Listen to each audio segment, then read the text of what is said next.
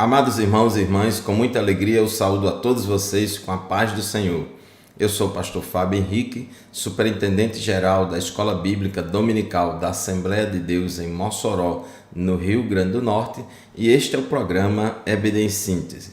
Este programa é de responsabilidade do Departamento de Ensino Bíblico da Assembleia de Deus em Mossoró, por meio da Superintendência Geral da Escola Bíblica Dominical. Este programa vai ao ar semanalmente por todo o sistema de comunicação da Assembleia de Deus em Mossoró, por meio da Rádio Libertadora, FM 96.3, TV AD e no nosso canal no YouTube AD Mossoró Oficial. Nós estamos estudando na Escola Bíblica Dominical, na classe de adulto, lições bíblicas na área de eclesiologia, a doutrina da igreja. Então, neste trimestre, a lição tem como tema geral o corpo de Cristo, origem, natureza e vocação da igreja no mundo.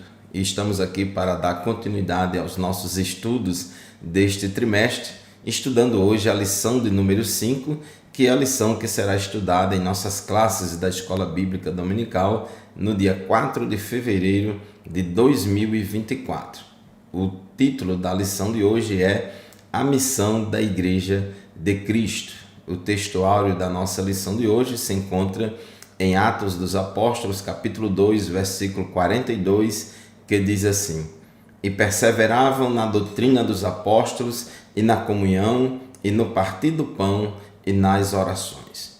E a verdade prática afirma: como o sal do saleiro cumpre a sua missão de salgar, assim a igreja, quando adora e discipula, testemunha das insondáveis riquezas de Cristo.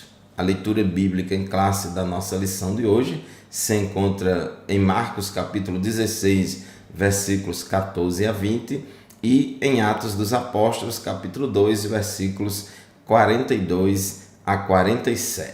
Na nossa lição de hoje, objetivamos estudar com o tópico 1 da nossa lição a respeito da missão, da principal missão da Igreja de Cristo na Terra. Depois, no tópico 2, vamos aprofundar o entendimento sobre a adoração a Deus e a edificação mútua. E o terceiro objetivo, pensar a comunhão fraternal e a atuação social como marca de uma igreja cristã genuína. Portanto, meu querido irmão, minha querida irmã, a missão da igreja de Jesus aqui na terra, este é o assunto da nossa lição de hoje. Vamos estar falando hoje sobre pregação, discipulado, adoração, edificação, comunhão, socialização.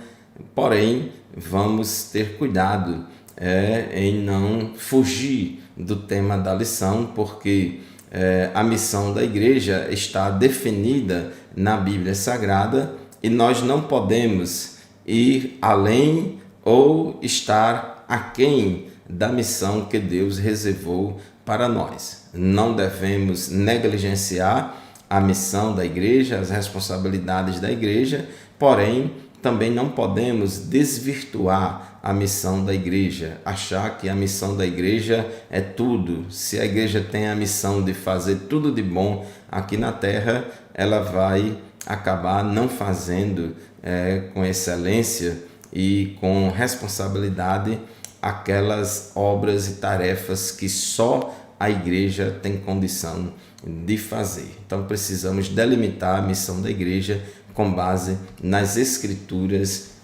Sagradas. No tópico 1 da nossa lição, que fala sobre pregação e instrução. Então, um dos aspectos da missão da igreja é a pregação do Evangelho e a formação de discípulos. No tópico 1 da nossa lição, fala sobre a proclamação das boas novas ou a proclamação do Evangelho.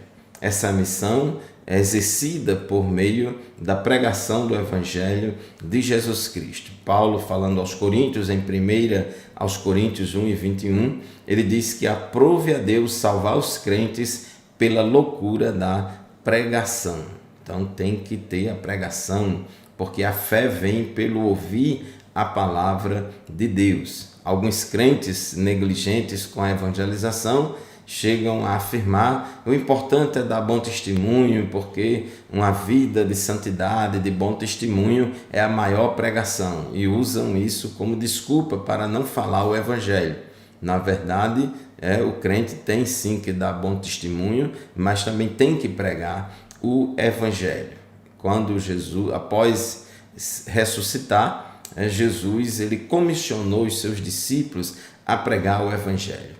Marcos 16:15, Jesus disse: "Ide por todo mundo, pregai o evangelho a toda criatura." Então, essa missão global de proclamar o evangelho. Todo mundo tem o direito de ouvir o evangelho, e a igreja tem o dever de pregar o evangelho em todo mundo, a toda criatura. Lucas 24:47, Jesus disse aos seus discípulos que fossem a todas as nações pregando o arrependimento de pecados, começando por Jerusalém. Também após ressuscitar, lá em João capítulo 20, versículo 21, Jesus aparece outra vez aos seus discípulos e diz assim: "Assim como o Pai me enviou, eu também envio vocês." Então, observe que a igreja ela dá continuidade à missão de Cristo aqui na terra. Então, assim como o Pai enviou Jesus a pregar o evangelho aqui na terra, nós também, igreja, vamos continuar pregando o evangelho de Jesus Cristo. No tópico 1.2 fala do objeto da pregação. O que é que a igreja deve pregar? O que é que a igreja deve falar? O que é que a igreja deve proclamar? Isso é muito importante. A gente precisa ter cuidado, porque tem muita gente pregando cultura gospel, que não é o evangelho. Tem muita gente pregando cultura cristã, um cristianismo cultural que não é o evangelho genuíno. Tem muita gente pregando ideologias políticas, pensando que isso é o evangelho, mas não é o evangelho. Então a gente precisa ter cuidado. Os judaizantes estavam pregando um evangelho estranho, e Paulo disse que isso não era o evangelho de Jesus Cristo. Os gnósticos também estavam pregando um evangelho estranho. Então é preciso termos cuidado. Devemos pregar o genuíno evangelho de Jesus Cristo, que está exposto nas Sagradas Escrituras, na Bíblia Sagrada, a palavra de Deus. Jesus começou o seu ministério pregando o evangelho. João começou o seu ministério pregando o evangelho. Em Marcos capítulo 1, versículos 14 e 15, a Bíblia diz que depois que João Batista foi preso, Jesus foi para a Galileia pregando o evangelho de Deus. Jesus foi pregar o evangelho de Deus. Jesus tinha um foco na sua pregação.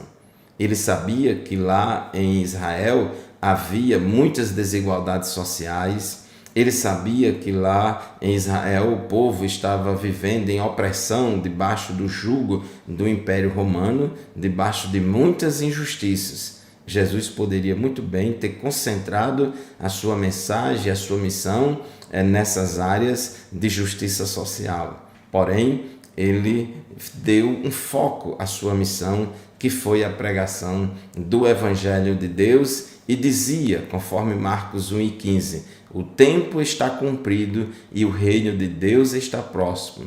Arrependam-se e creia no Evangelho. Vou repetir, Marcos 1:15, Jesus disse, começou a sua pregação e o seu ministério dizendo: o tempo está cumprido e o reino de Deus está próximo. Arrependam-se e creia no Evangelho. São as duas condições essenciais, fundamentais para que haja a verdadeira conversão: arrependimento e fé. Então Jesus pregava o Evangelho de arrependimento, pregava o Evangelho da fé. Os cristãos primitivos, eles não cessavam de ensinar e de anunciar Jesus Cristo, porque Jesus é o centro da Bíblia, é o centro do Evangelho.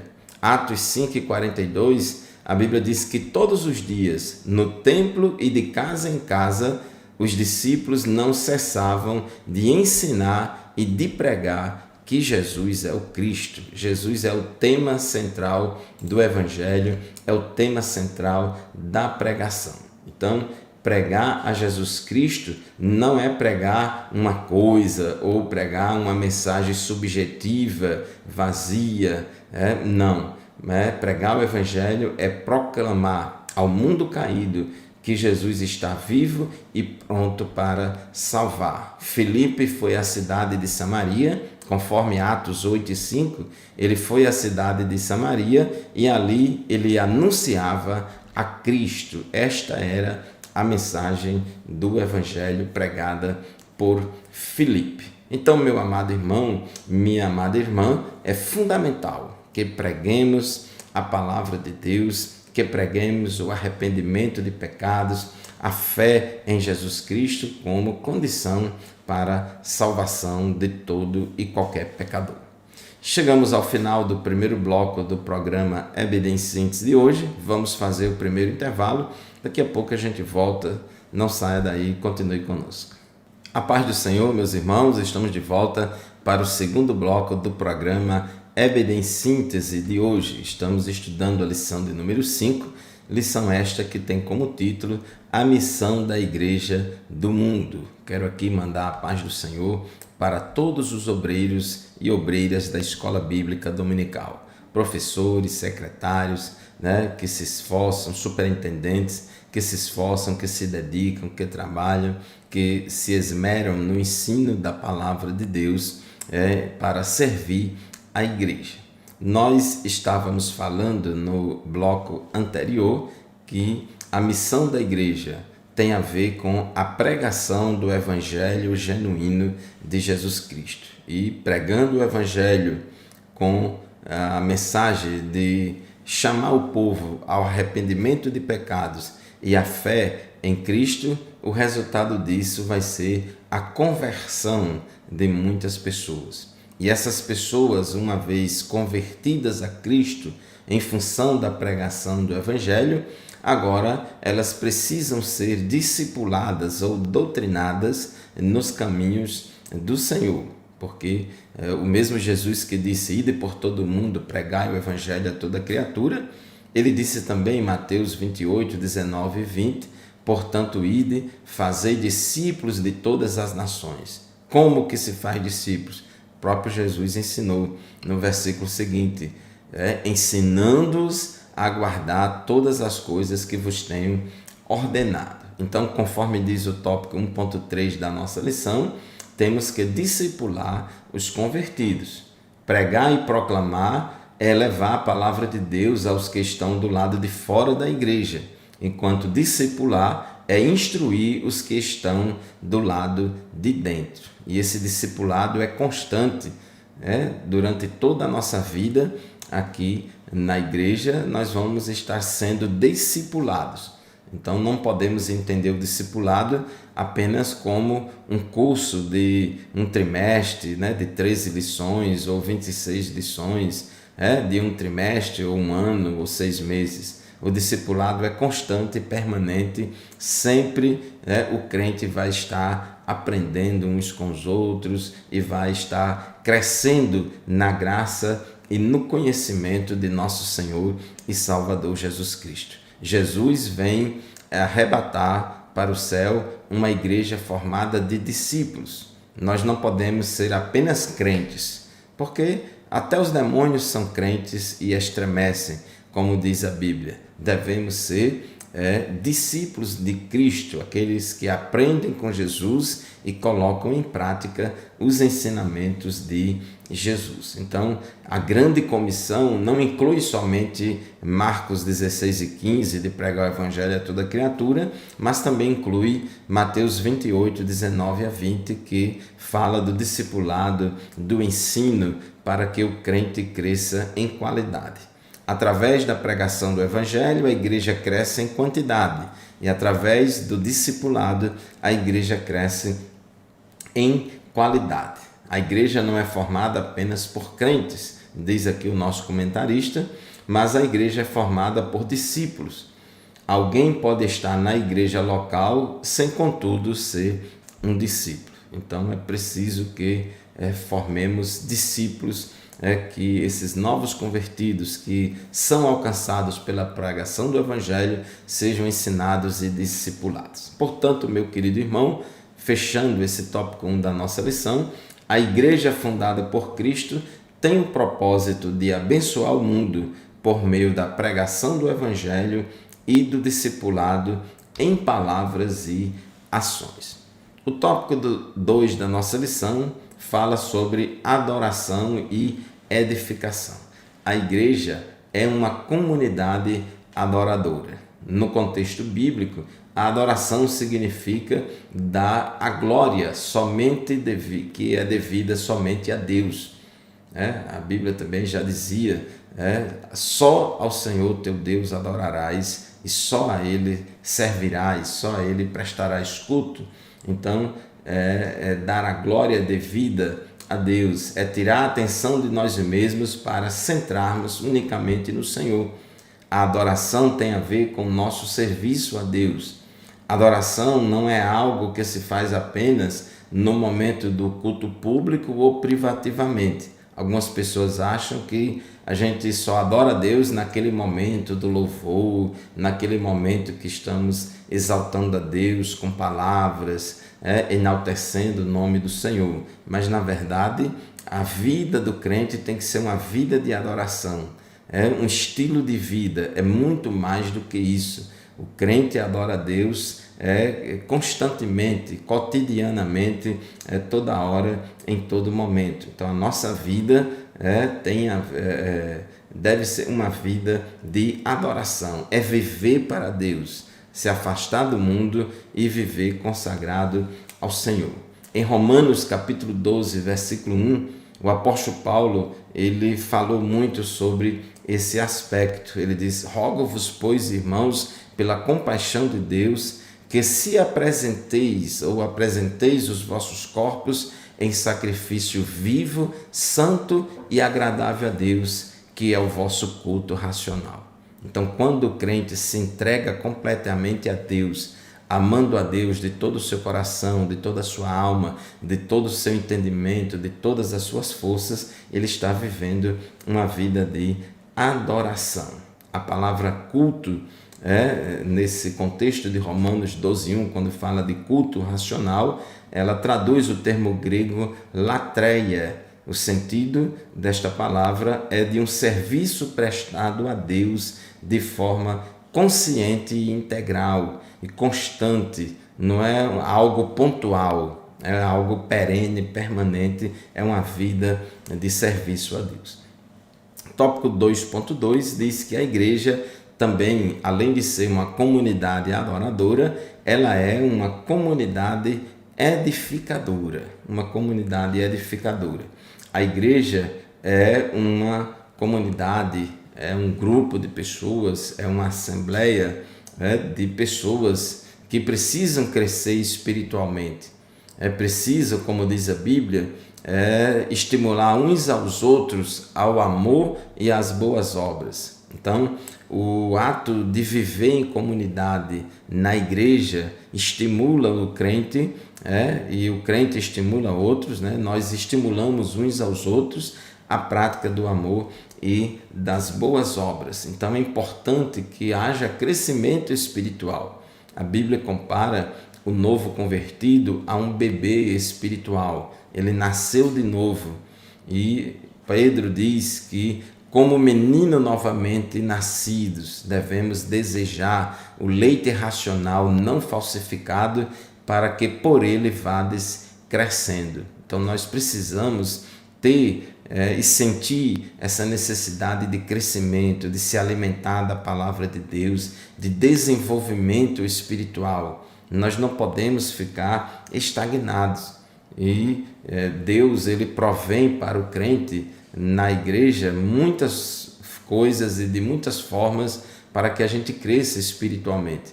Inclusive os obreiros, os homens dons de Efésios 4:11, A Bíblia diz que Deus estabeleceu uns na igreja, ou pôs na igreja apóstolos, profetas, evangelistas, pastores e mestres, e ele diz no versículo 12, querendo o aperfeiçoamento dos santos, para o desempenho do seu serviço, para a edificação do corpo de Cristo. Então, por exemplo, os obreiros que trabalham na liderança da igreja, os dons que receberam os dons ministeriais de liderança, são pessoas que estão trabalhando para a edificação do corpo de Cristo.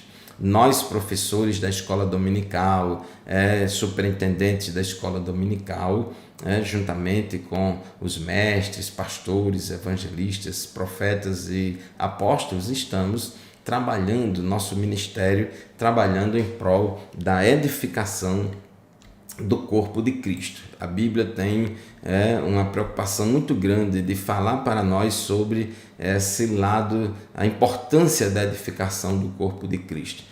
Durante o culto público, tudo que for feito na igreja, no templo, tem que ser em prol da edificação da igreja. 1 aos Coríntios, capítulo 14, versículo 26, apóstolo Paulo disse aos irmãos de Corinto: quando vocês se reunirem em um lugar, um tem salmo, outro tem um ensino, este traz uma revelação, aquele fala em línguas e ainda outro faz a interpretação. Que tudo seja feito para edificação. Faça-se tudo para edificação. Então, tudo que for feito na igreja tem que ter esse objetivo da edificação do corpo de Cristo, edificação da coletividade e, obviamente, a edificação pessoal e individual de cada um sendo edificado individualmente e todos coletivamente também serão edificados. 1 aos Tessalonicenses, capítulo 5, versículo 11, o apóstolo Paulo exorta os crentes a buscarem a edificar uns aos outros. Ele diz, portanto, consolem uns aos outros e edifiquem-se mutuamente, ou edificando uns aos outros, como vocês têm feito até agora. Então, é fundamental que o crente se congregue, que ele participe do dia a dia da igreja, que ele viva na comunidade cristã, na comunidade da fé, para poder aprender uns com os outros, edificar uns aos outros, estimular uns aos outros a prática do amor e das boas obras, e assim a gente vai crescendo e sendo edificado. Amém? Vamos fazer mais um intervalo, daqui a pouco a gente volta para o terceiro e último bloco do programa EBD em Síntese.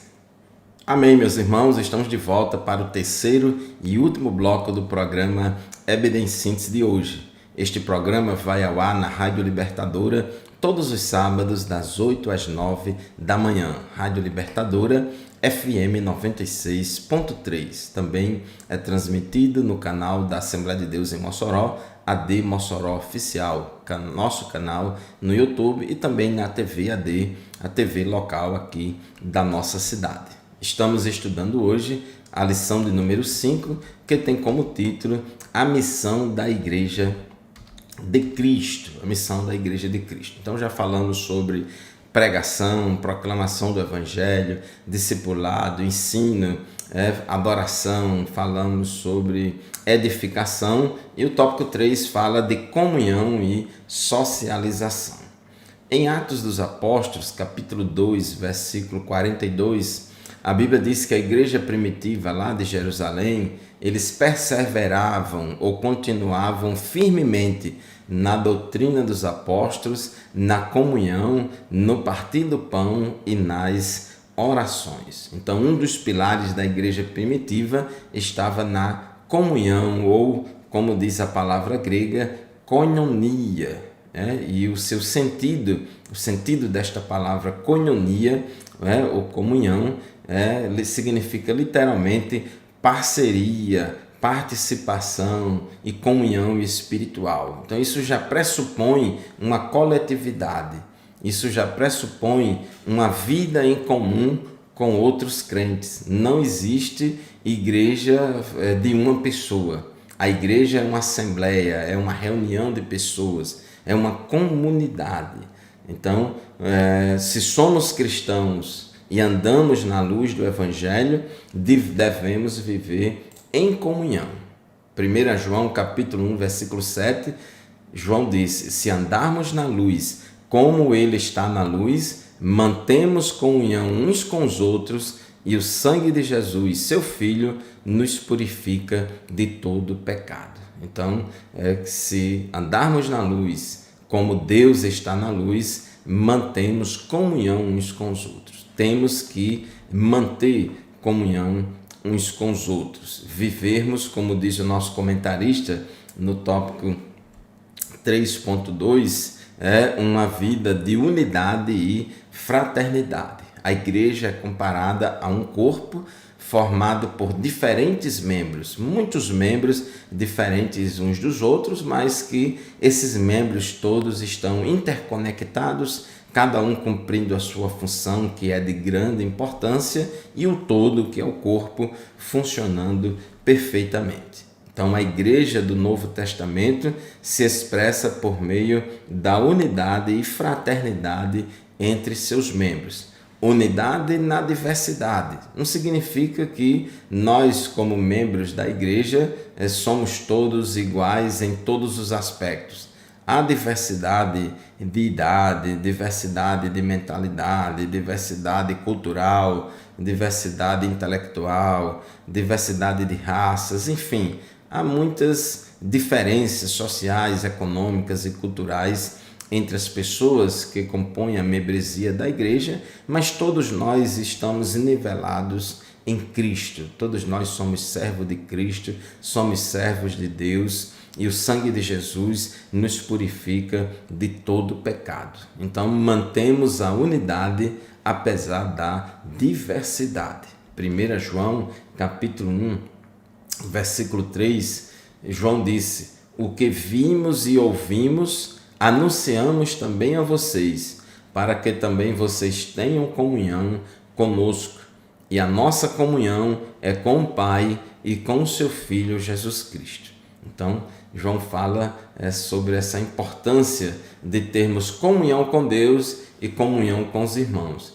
Quem ama a Deus sobre todas as coisas e o próximo como a si mesmo, ele mantém tanto comunhão com Deus na vertical, como também comunhão uns com os outros na horizontal. Então, é fundamental que o crente pratique a comunhão com os santos, que viva uma vida em comunidade. Isto é ser igreja.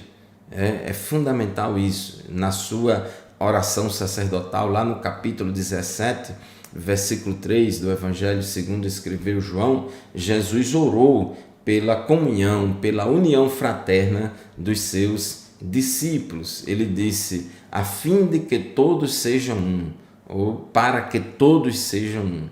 Então, ele sabia, e nós sabemos, por exemplo, os 12 apóstolos de Cristo e os demais discípulos, como eles eram diferentes uns dos outros. Mas a oração que ele fazia ao Pai era para que todos fossem um. E o modelo, o paradigma, o padrão de unidade é aquele que existe na Trindade. O Pai, o Filho e o Espírito Santo são pessoas distintas, porém vivem em perfeita harmonia e comunhão. Então Jesus disse ao Pai: a fim de que todos sejam um, e como tu, ó Pai, estás em mim e eu em ti, também eles estejam em nós, para que o mundo creia que tu me enviaste. Então é fundamental que a igreja mantenha essa comunhão com Deus e comunhão uns com os outros. E isso vai ser observado pelo mundo, vai ser observado pelos discípulos e vai se cumprir o que está lá em Mateus, para que brilhe a vossa luz diante dos homens e vejam as vossas boas obras, que vão glorificar a Deus por causa disso. Uma igreja que não tem comunhão, uma igreja onde há muitas porfias, muitas contendas de palavras, uma igreja desunida, uma igreja em que as pessoas vivem se matando e devorando uns aos outros, é uma igreja que não reflete é a pureza do Evangelho, a transformação genuína e a santificação genuína que Deus opera na vida do crente. Então, meus irmãos, devemos nos esforçar por manter a comunhão cristã em nossas igrejas locais. Busque a paz com todos, né? Se esforce para viver em paz. Tem um versículo que diz: segui a paz com todos e a santificação, sem a qual ninguém verá a Deus. Às vezes a pessoa diz: não, só enfatiza a santificação, tem que buscar a santificação, mas no início do versículo diz, segui a paz com todos. Então, a igreja cristã é uma comunidade de pessoas diferentes, porém vivem em unidade e fraternidade. E o tópico 3.3 fala da fé na esfera social. A fé cristã também precisa ser expressa na esfera pública, ela também tem o seu lado social. A fé cristã não é somente algo existencial, interior, privativo. Não, a fé cristã ela essencialmente é relacional, relação com Deus e relação com o próximo. Então, a fé cristã precisa se manifestar nessa esfera pública. Romanos 12:13, apóstolo Paulo disse: compartilhem o que vocês têm com os santos em suas necessidades, pratiquem a hospitalidade. Observe aí que ele está falando de boas obras de caridade que provam, que expressam amor em favor daquelas pessoas que precisam. Então ele diz: compartilhem o que vocês têm com os santos nas necessidades deles. Então é compartilhar, isso fala de comunhão, de comunhão. Então isso é fundamental numa vida em comunidade. A dimensão social do Evangelho é fundamental. O apóstolo Tiago, ele questionou muitos cristãos porque diziam que tinham fé, mas as suas obras não testificavam dessa fé. As obras deles eram muito diferentes da fé que ele professava. Então, essa dimensão social do Evangelho, que é muito importante, não se trata apenas de matar a fome dos pobres, deixando-os vazios de Deus. Não se trata apenas de resolver problemas sociais, combater injustiças sociais, negligenciando a pregação do Evangelho de arrependimento e de fé. Essa dimensão social do Evangelho é o exercício da fé cristã na sua integralidade, se preocupando com as pessoas em toda a dimensão do seu ser, corpo, alma e espírito. A igreja, portanto, não pode exercer sua fé da maneira bíblica, esquecendo-se dos mais pobres e carentes. Isso faz parte da nossa vida. Apóstolo Paulo, ele esteve lá em Jerusalém, numa reunião com os apóstolos, especialmente com as colunas da igreja de Jerusalém, que era Pedro, Tiago e João, e ali Paulo expôs o evangelho que pregava, o evangelho da graça de Deus, que Deus abriu a porta da salvação também para os gentios e não somente para os judeus. E ali os apóstolos em Jerusalém reconheceram a legitimidade do ministério de Paulo como doutor e apóstolo dos gentios, e os apóstolos não fizeram nenhum retoque, nenhuma reparação ao conteúdo da mensagem do evangelho que Paulo pregava. No entanto, os apóstolos de Jerusalém fizeram uma recomendação ao apóstolo Paulo, conforme diz aqui em Gálatas capítulo 2, versículo 10. Diz assim: somente recomendaram que nos lembrássemos dos pobres, o que também me esforcei por fazer. Então, houve uma recomendação dos apóstolos de Jerusalém para o apóstolo Paulo durante o seu ministério, no dia a dia do seu ministério, que o apóstolo Paulo não se esquecesse dos pobres, que ele se lembrasse dos pobres, e Paulo diz que se esforçou bastante por fazer isso. E a gente vê, por exemplo, capítulo 8 e capítulo 9 de 2 aos Coríntios, que o apóstolo Paulo fez uma campanha de arrecadação de donativos, de bens materiais em várias igrejas gentílicas, para levar aos irmãos pobres de Jerusalém. Então, meu querido irmão, minha querida irmã, Deus quer que a igreja se envolva também com essas coisas. Não podemos deixar o nosso irmão que convive conosco no dia a dia, na nossa congregação, passar necessidade. O apóstolo Tiago, ele também exorta a igreja para atentar para esse fato. Tiago, capítulo 2, versículos 15 e 16, ele diz assim: se um irmão ou uma irmã estiverem com falta de roupa e necessitando de alimento diário, e um de vocês lhes disser, vão em paz, tratem de se aquecer e de se alimentar bem, mas não lhes dão o necessário para o corpo, qual é o proveito disso? Então, Tiago questiona as igrejas e os cristãos que negligenciam esse compartilhamento dos bens materiais com aqueles que são necessitados na nossa igreja. Paulo disse, fazei o bem a todos, mas principalmente aos domésticos da fé. Meu querido irmão, minha querida irmã, assim chegamos ao final de mais um programa EBD em Síntese. Muito obrigado pela sua audiência, muito obrigado por nos acompanhar semanalmente neste programa e lembre-se, este programa e nenhum outro substitui a aula presencial lá na nossa congregação, na nossa classe da Escola Dominical. Vá para a Escola Bíblica Dominical na sua igreja, você e a sua família, e seja edificado com o ensinamento da Palavra de Deus. A paz do Senhor e até o próximo programa, se Deus quiser.